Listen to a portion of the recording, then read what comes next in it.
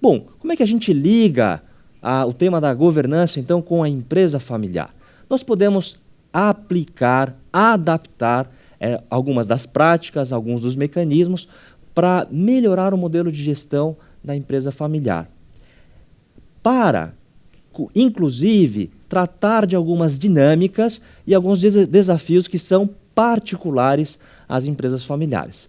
Portanto, a nossa conversa hoje, ela vem dividida em dois blocos. Eu gostaria de, num primeiro momento, falar um pouquinho mais sobre essas dinâmicas da empresa familiar, bem na ideia de colocar para vocês qual é o tamanho do desafio, né? E o que a governança vai ter que dar conta de encaminhar ou resolver, né? É lógico que é um conjunto bastante geral, isso não vale necessariamente para toda e qualquer empresa familiar, mas a gente vai falar um pouquinho sobre algumas dinâmicas e alguns desafios que são comuns às empresas familiares. Para daí, no segundo bloco, nós falarmos sobre as contribuições da governança. Como que, e aí eu já falo um pouquinho mais para vocês o seguinte, no nosso entender, nós temos várias práticas bastante interessantes de serem aplicadas para as empresas familiares. Mas nós temos três pilares fundamentais. A primeira delas é planejamento, a segunda é comunicação e a terceira é transparência. A gente vai desenvolver cada um desses pilares na manhã de hoje, ok? Então vamos lá.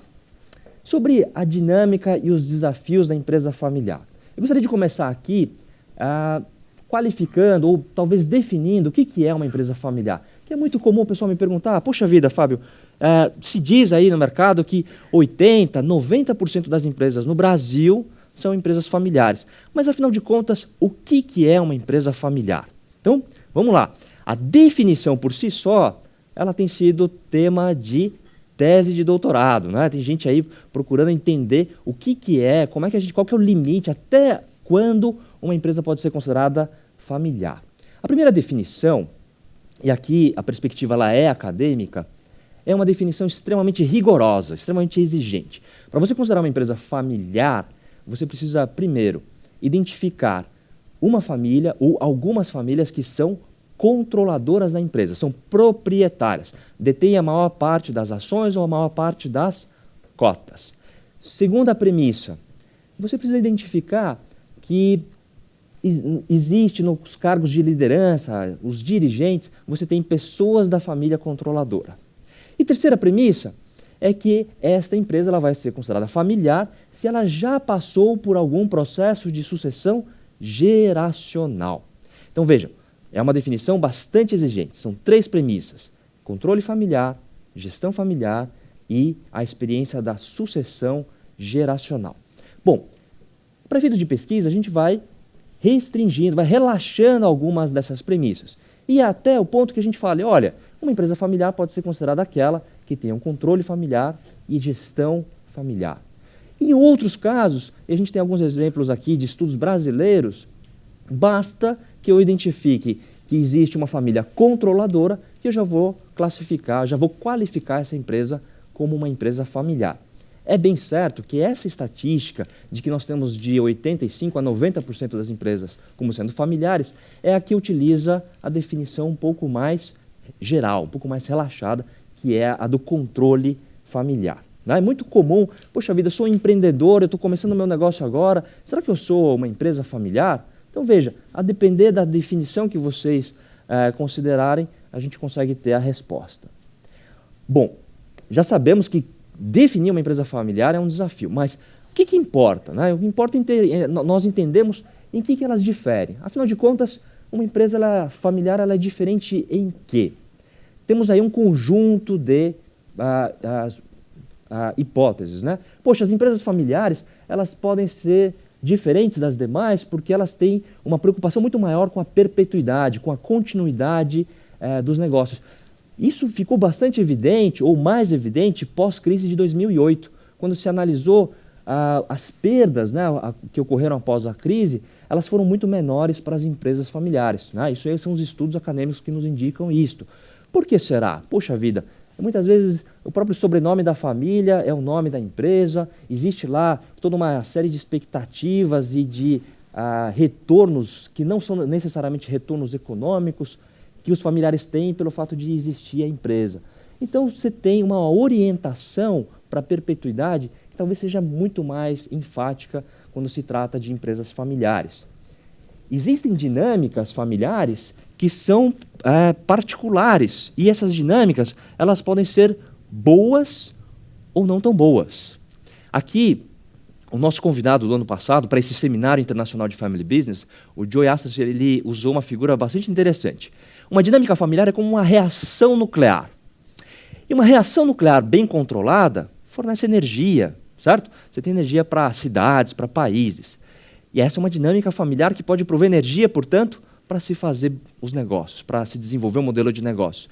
Entretanto, se a gente perde a mão nessa reação nuclear, você pode ter efeitos tão desastrosos quanto aí uma bomba atômica. Tal. O que acontece nessa questão aqui? O que a gente vê na prática acontecendo? Várias empresas, talvez até multinacionais ou redes de franquias, olham para os seus parceiros, que são empresas familiares, e falam assim, puxa vida, eu preciso, a partir de agora, além de todo um conjunto de diretrizes estratégicas, a lógica de atuação regional, toda a variável mercadológica que eu já estudo, além disso tudo, eu preciso entender como anda a dinâmica familiar, como anda a governança do meu parceiro, porque, de repente, eu posso vir a ter problemas. A gente já viu aí na mídia, isso tem acontecido talvez com uma ênfase um pouco maior, mas hoje em algumas empresas, até para você renovar o seu contrato de franquia, o seu contrato de concessão, de região de atuação, você precisa mostrar que fez uma boa lição de casa do ponto de vista de governança. Na empresa familiar, nós temos outros fóruns de discussão.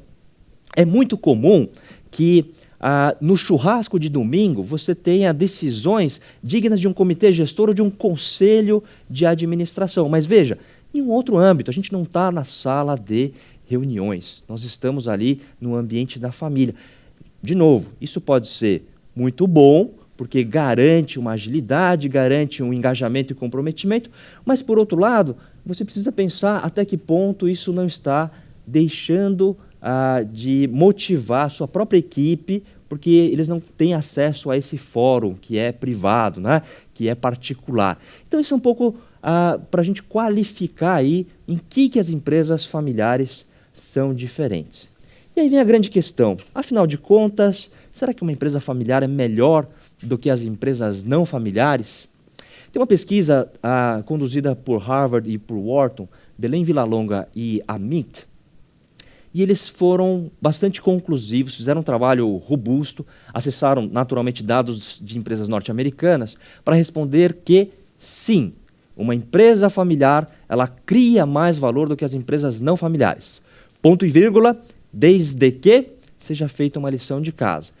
São várias as condições, mas entre elas, me parece que o mercado entende que se o fundador da empresa, ele até hoje é o CEO, preside lá as decisões de gestão, ou, alternativamente, ele é presidente do conselho de administração, essas empresas elas vão gerar mais valor, o acionista tende a ser melhor remunerado. E a segunda condição, o segundo resultado, o segundo condicionante que faz parte dessa lição de casa, é que o mercado não entende necessariamente como uma boa sinalização se o herdeiro for participar da gestão da empresa familiar sem ter mecanismos de governança. Então, veja, resultado de 2008, certo? Resultado que foi premiado como o melhor paper do Journal of Financial Economics. Então, publicação de peso, robustez de análise, bons dados. E decorrente dessa pesquisa vieram várias outras, entre elas aí uma pequena contribuição da nossa parte em termos de tese de doutorado, em que nós acessamos aí 400 e poucas empresas familiares aqui no Brasil e os resultados alinharam-se no sentido de que a empresa familiar ela pode sim ser mais produtiva, ser mais eficiente, gerar mais valor. Bom, temos algumas dúvidas frequentes, né? Puxa vida, qual será que é a diferença entre sucessão e continuidade? Afinal de contas, são duas coisas que têm a ver com o processo de mudança. E aqui a perspectiva é de percepção de gerações. Muito se diz que A geração atual, aquela que está se preparando para passar o bastão, e o conceito é bem esse, hein, gente? É se preparando para passar o bastão. Ela prefere pensar em continuidade. Afinal de contas, eu trabalhei, labutei, criei esse legado e gosto de pensar que os meus filhos, a nova geração, vai querer dar continuidade a esse meu trabalho, a esse meu legado. Agora, na perspectiva do herdeiro, da nova geração, poxa vida, gosto de pensar em sucessão. Vamos mudar a maneira com a qual se faz os negócios. É bem verdade que isso não vale para toda e qualquer empresa familiar, mas é apenas uma percepção geral. E por que eu falo que um processo de sucessão, essa mudança, ela exige muito preparo para quem vai passar o bastão? Por muito tempo se acreditou, né, que para você ter um processo de sucessão de sucesso, você precisaria ter os herdeiros muito bem preparados. Isso continua válido.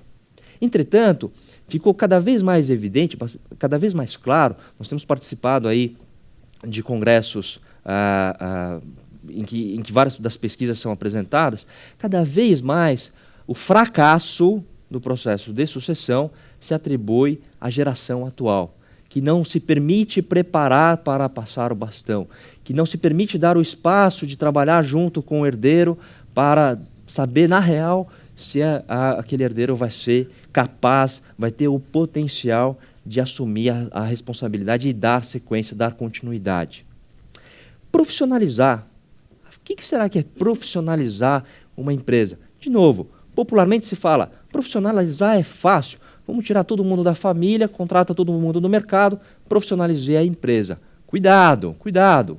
Né? Nós vemos que profissionalizar tem muito mais a ver com estabelecer um modelo de gestão, critérios, parâmetros, para que quem quer que venha a desempenhar estas funções, sejam pessoas da família ou sejam talentos do mercado, que essas pessoas possam, de fato, mostrar resultados, possam se comprometer com aquilo que se propõe a fazer. Então, profissionalizar não mais é uma questão da gente olhar se é gente da família ou gente do mercado. Profissionalizar tem muito mais a ver com o modelo de gestão. Né? Esse é um entendimento cada vez mais aceito, né, pelo que a gente tem ouvido, pelo que a gente tem conversado com o pessoal. O que será que é herança? O que será que é herança? Né? Herança a gente aprendeu aí, né, nesses bate-papos, uma vez eu aprendi que existe um dito popular turco que diz que herança é aquilo que o morto deixa para os vivos se matarem. Né? Gente, né, comprei o peixe e estou passando para vocês. Né? Herança é aquilo que o morto deixa para os vivos se matarem. Bom, então, puxa vida, herança não pode ser isso, certo? Eu preciso conversar, preciso planejar para que o processo de herança vá ativos patrimoniais, financeiros, mas também um ativo que é conhecimento, que é rede de relacionamento, que é um conjunto de ativos que verdadeiramente contribuirão com a continuidade dos negócios. E aí vem a grande outra questão, um outro grande dilema, que é, puxa vida, quando é que eu começo a tratar da sucessão? Quando é que eu começo a pensar sobre governança? E aqui a gente já começa a falar, olha, o melhor momento é agora. Né? O melhor momento é agora. Se a gente for olhar um pouquinho a lógica de decisão dentro de uma empresa familiar, nós percebemos que, de um lado, nós temos a dimensão da empresa, em que o critério de decisão é sempre, olha, eu preciso ser altamente eficiente, eu preciso fazer mais com menos, é a lógica capitalista, que deve conviver com uma outra lógica de cooperação que vem da dimensão família. Essa perspectiva aqui ela vem da década de 70 por pesquisadores canadenses. Ela é bastante produtiva para a gente entender o nível de desafio que se tem numa empresa familiar. Puxa vida, no âmbito de família, poxa, todos cresceram debaixo do mesmo teto, eu quero dar oportunidades iguais para todos os meus filhos. Que eventualmente vai contrastar com a lógica de, poxa, não, espera um pouquinho. No âmbito de empresa, eu preciso escolher aquele herdeiro que é o mais eficiente. Olha o tamanho do desafio que nós temos dentro de uma empresa familiar. Ainda mais, nós temos 3 dimensões, que é, quando nós somos o empreendedor, pensando aqui num caso de uma única família, Eu sou o único dono, proprietário da empresa, eu posso ser o único gestor e eu sou o chefe de família. E na medida que o negócio familiar se desenvolve, estas dimensões caminham para direções opostas. E aí eu começo a ter diferentes públicos que vão disputar poder, vão disputar atenção, vão disputar esforços. Eu tenho que ter meios de cuidar destas interações. Então eu tenho aí desafios adicionais. Todos nós temos um pouco o lado bonzinho, né? E o lado diabinho aqui. E a mensagem da gente começar a tratar disso logo, começar a tratar disso hoje, é entender que, poxa, quando a gente tem tempo, né, a gente está com a cabeça aberta para conversar, para, no bom sentido, negociar posições, inclusive emocionais, é o melhor momento para a gente pensar nesse conjunto de práticas que incluem regras, certo? Incluem regras. Então, não vamos deixar para estabelecer a regra depois que o jogo já está andando. É melhor, às vezes, se o jogo já estiver andando, para o jogo, né? Se for jogo de futebol, pega a bola, põe debaixo do braço, discute as regras, o que vai ter, se vai ter lateral, se vai ter tiro de meta, cartão amarelo, cartão vermelho, em quais condições isso vai acontecer, para que você possa voltar a rolar a bola. E aí, eventualmente, se acontecer algum episódio, alguém sofreu uma falta, você já tem qualificado o que é, se vai ter o cartão amarelo, o cartão vermelho. Então é muito melhor do que depois que acontece alguma coisa, aí você discutir se vai ter ou não vai ter. Faça isso antes, é sempre mais interessante. Do ponto de vista de contribuições da governança, então, planejamento. Planejamento é uma ferramenta que, no âmbito dos negócios, nós estamos muito acostumados a ter, né?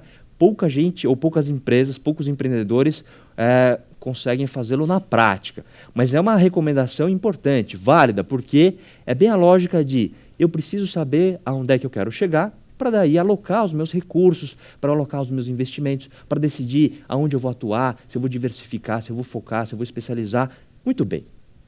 Eu tenho planejamento da família. Não estou dizendo de planejamento familiar, de quantos filhos vai ter, não, nada disso, hein, gente?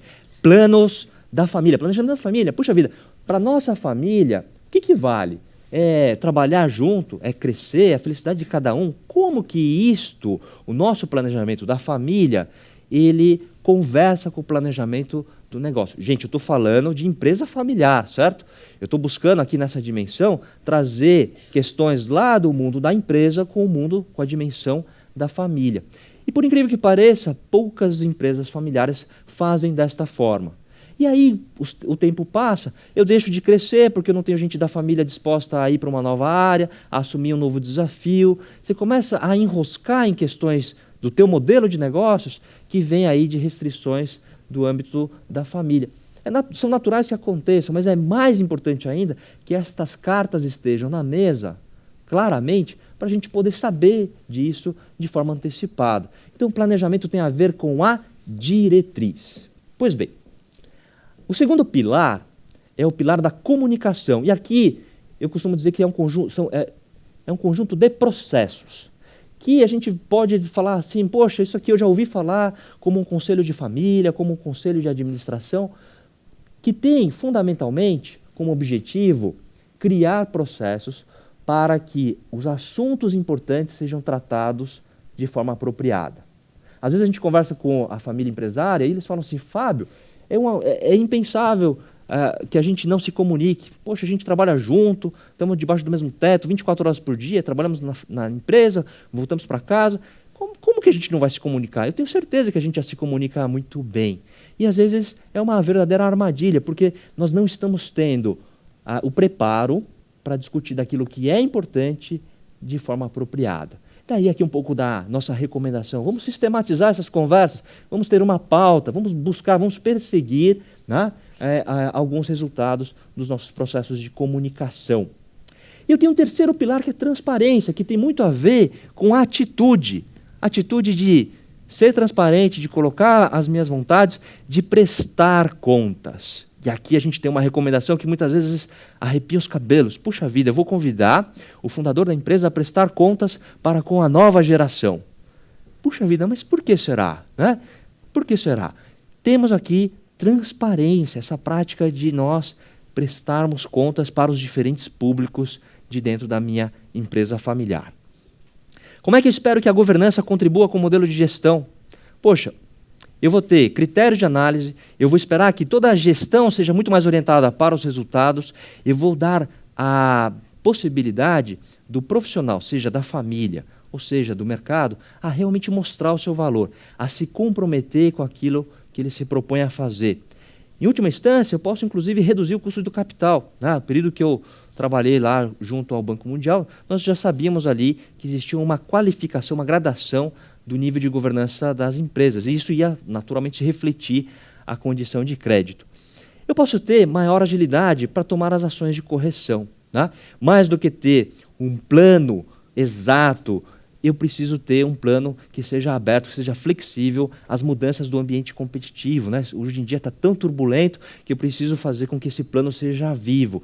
E se eu tenho uma governança, eu já tenho reuniões sistematizadas, se eu já tenho regras, se eu já sei como me reportar, se eu já sei como que o processo de decisão flui, eu consigo tomar melhores decisões. Eu consigo aumentar o valor da empresa, eu consigo pensar numa maior probabilidade de continuidade da minha empresa. Naturalmente, eu espero motivar muito mais os gestores que não são da família. Esse é um verdadeiro desafio. Nós falamos aqui em Brasil de apagão de mão de obra qualificada, e que dirá se dentro de uma empresa familiar aquele profissional sentir que está no teto, Fala, poxa, e daqui? Para onde é que eu vou? Poxa vida, eu posso criar mecanismos, criar um horizonte, mostrar um horizonte de crescimento e desenvolvimento se eu tenho a minha governança bem estabelecida. Quais são ferramentas de governança? As clássicas estão aqui. Eu posso ter um comitê gestor que vai fazer a ligação do time gestor com os dirigentes da empresa, com os acionistas. Eu tenho um conselho de administração que me ajuda no processo de comunicação, especialmente entre os sócios e dos sócios para com a equipe gestora. Eu posso ter um conselho de família que tem como principal objetivo desenvolver os herdeiros, os familiares e levar informações do que acontece no negócio para a família. Puxa vida, será que a família ela tem que ficar distante e, olha, só ficar na torcida pela distribuição de lucros ou pelos dividendos? Me parece, pelas pesquisas e pelas experiências que nós temos, que é o contrário. A gente precisa que a família entenda das dinâmicas do negócio, porque quem conhece tem mais chances de confiar. Quem não conhece, fantasia. E aqui pode ser aí uma oportunidade da gente não deixar com que gente que não participe da família comece a falar, eu não sei exatamente como é que está lá os negócios, eu acho que... Não vamos deixar isso acontecer. Vamos levar o conhecimento estruturado. Olha, o resultado está aqui, o que a gente se comprometeu a fazer está aqui. Então, é aquela atitude da transparência, da prestação de contas por meio de processos de comunicação. Nós temos aqui ainda acordos e regras. Me permita falar de um protocolo familiar. Eu vou colocar no papel um conjunto de temas que são importantes relacionados à dinâmica da família e da empresa. Será que herdeiro entra ou não entra? Será que agregado pode ter alguma participação? Como é que vai ser a avaliação dos negócios caso a gente pense em vender essa empresa ou um dos sócios queira sair? E esse protocolo, ele é um instrumento muito interessante em que é lógico, deixa eu passar aqui, alguns dos temas que a gente pode trabalhar num protocolo familiar, é lógico que é bastante interessante que a gente tenha lá o produto final, ele pronto, e que ele eventualmente vai alimentar lá melhorias no nosso contrato social ou no acordo de acionistas, ou que ele tenha um amparo jurídico, mas fundamentalmente o que é o grande ganho para a família empresária é o processo para se chegar no produto final do protocolo familiar. O resultado, assim, as conversas que se tem que ter, os assuntos que se colocam em pauta, o crescimento de entendimento dos familiares em torno destas questões, que são questões importantes. Portanto, nós temos aí um conjunto de dimensões que nós podemos trabalhar, explorar, convidar os familiares a discutir em relação ao protocolo familiar. Dentro de uma empresa familiar, nós temos tipicamente a figura do dono da gestão, o presidente, o CEO. E esse dono da gestão, ele precisa se reportar ao dono da empresa. Por vezes, ou muitas das vezes, é a mesma pessoa. mas a gente faz questão de separar. Isso faz parte das práticas de governança. Eu preciso ter claramente a figura do dono da gestão e a figura do dono da empresa. Porque nós temos nesse emaranhado de interações possibilidades da família vir a participar como acionistas, portanto, sem participar do dia a dia da empresa, mas são acionistas ou serão futuros proprietários da empresa. E a família pode entrar como gestores, né? A família pode trazer aqui conhecimento, pode trazer a energia, o jeito de se fazer negócios para dentro da empresa familiar. De outro lado, eu tenho os investidores, né, que a gente está chamando de uma forma bastante geral aqui, né, incluem bancos que podem emprestar dinheiro em dívida, né, para financiar as atividades aí de crescimento, capital de giro, mas que vai olhar para como que a empresa está organizada do ponto de vista de governança, para daí precificar. E eu tenho aqui, como investidor, aquele que entra para participar da empresa do ponto de vista de propriedade, inclusive. Nós temos uma seara, né, muito interessante aqui. Nós sabemos que o Brasil tem recebido muitos investimentos, muitos investidores, muitos fundos têm procurado negócios aqui no Brasil e, naturalmente, eles vão olhar para quão preparada está a empresa para lidar com investidores, para lidar com os familiares. Então, do ponto de vista de uma empresa familiar, nós temos as dimensões já muito bem conhecidas, que é a gestão e a propriedade. Lembrem-se que a dimensão família e investidor são dimensões importantes e que a governança tem grandes contribuições para regrar estas interações. Pois bem, o que fazer e quando começar? Né? Eu reforço aqui a ideia de que nós precisamos ter planejamento, nós precisamos ter processos de comunicação e fazer uso, né, dessa atitude de transparência, de prestação de contas. Quando começar? Hoje é o melhor dia e a gente sempre lembra. Cuidado, né, gente? Em algumas coisas do nosso negócio, a gente tem um tempo já meio definido. Olha, quando que eu vou decidir quanto comprar na minha cadeia de suprimentos, ou quanto eu vou vender. Isso o calendário me convida a fazer, certo? Porque se eu perder a mão, se eu errar o timing de fazer, operacionalmente, ou a minha empresa pode vir a ter problemas. Um tema como governança, ele fica, entre aspas, meio solto, né, gente? E ele não tem exatamente um momento para a gente fazer. Ou, quando esse momento aparece, por vezes isso pode ser tarde. É o que eu chamo das horas da verdade, né? Tem aqui dinâmica familiar, uma doença, de repente você está na antessala da UTI querendo discutir a lição de casa que a gente não fez até agora. É uma situação bastante difícil. Eu posso ter um investidor batendo na porta, ou eu posso ter uma necessidade de capital. E se nesse momento eu quiser estruturar meu processo de governança, eu posso até conseguir, mas vai ser a um custo muito maior. E eu lembro sempre, o processo de governança, ele traz resultados para o modelo de negócios, ele traz resultados para a dinâmica familiar. Por isso, o nosso convite para pensarmos e para iniciarmos as atividades hoje. Pessoal, muito obrigado pela atenção de vocês. Eu fico à disposição se houver perguntas ou comentários.